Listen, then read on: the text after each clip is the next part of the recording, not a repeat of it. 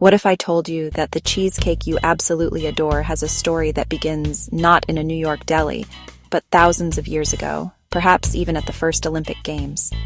It's a rather lovely thought, isn't it? We often think of ancient times as being quite plain, perhaps a bit drab, with food that was purely for survival.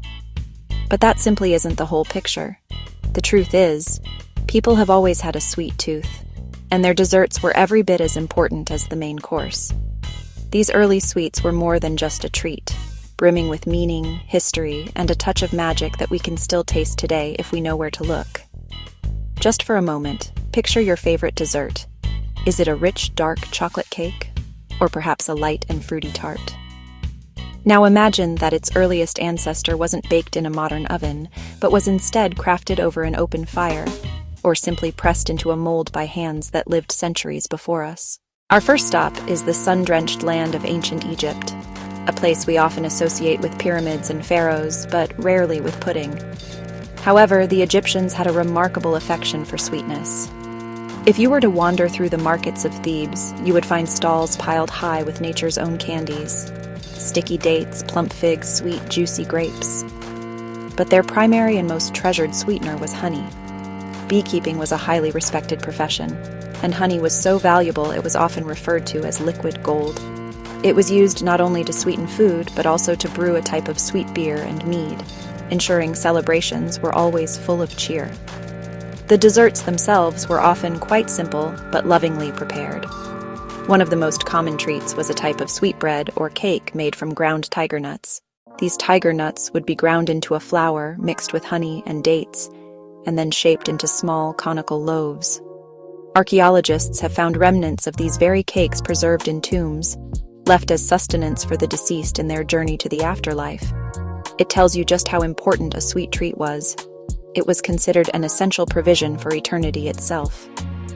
In neighboring Mesopotamia, the cradle of civilization nestled between the Tigris and Euphrates rivers, the date palm was king. Dates were an incredibly versatile ingredient, eaten fresh, dried for storage, or pressed into a thick, syrupy molasses that we now call date syrup or silin.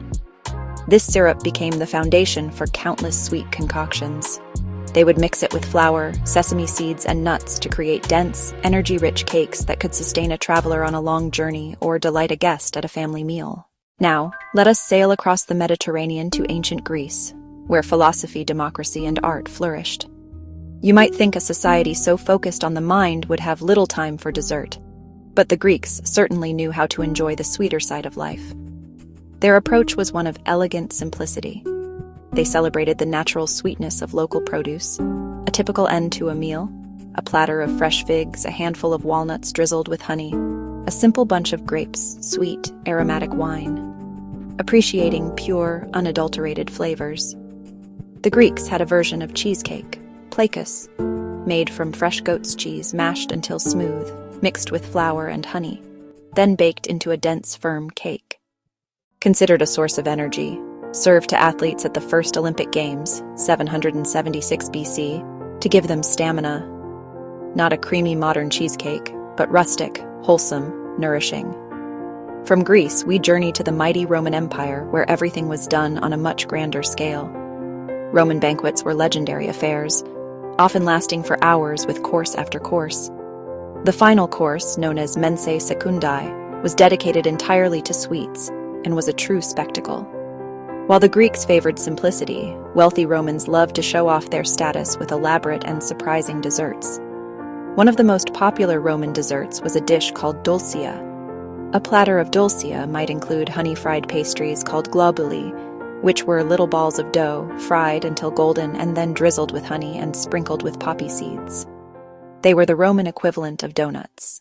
As we move forward in time, we come to one of the most important developments in the history of dessert: the Silk Road. This ancient network of trade routes wasn't just for silk. It was a bustling highway for ideas, cultures, and ingredients. Caravans of camels trekked thousands of miles, connecting the Roman Empire in the west with Han Dynasty China in the east.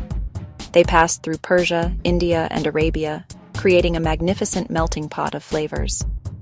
The most significant ingredient to travel west was sugarcane. Originally cultivated in India, crystallized sugar was a rare and expensive luxury. It was even sold in pharmacies as medicine. Then sugar arrived in Persia, a game changer. Persian cooks embraced sugar, learning to spin it, crystallize it, and invent new desserts. They combined sugar with ground almonds to make marzipan, and with rosewater to make early nougat and Turkish delight. Persia became the epicenter of dessert innovation. The Persians mixed fruits, nuts, and fragrant syrups. They made sherbets from fruit juice and mountain snow, the ancestors of sorbets and ice cream. Imagine a hot day in Isfahan, being served a chilled, rose-scented drink. They perfected paper-thin pastries, filled with chopped nuts, soaked in honey or sugar syrup, the forerunner of baklava. Ingredients flowed both ways. From the west came grapes, figs. From the east came sugar, oranges, lemons, and spices like cloves, nutmeg, and ginger. As we look back at this wonderful journey, it's clear that our favorite modern desserts are like delicious echoes from the past. That slice of cheesecake has roots in ancient Greece. A box of donuts comes from Rome's honey-fried globuli. A scoop of sorbet traces back to Persian snow-chilled sherbets. Even a fruit and nut bar is a relative of Mesopotamian travel cakes. These ancient recipes have been tweaked and transformed over centuries, but their spirit lives on in our kitchens and bakeries. Ingredients changed. Honey and date syrup gave way to mass-produced sugar, yet the fundamental combinations of flavors and textures remain. We still love sweet and nutty, honey and walnuts. Now, after our little tour, I have just one question for you. If you could travel back and try one ancient sweet, which would it be?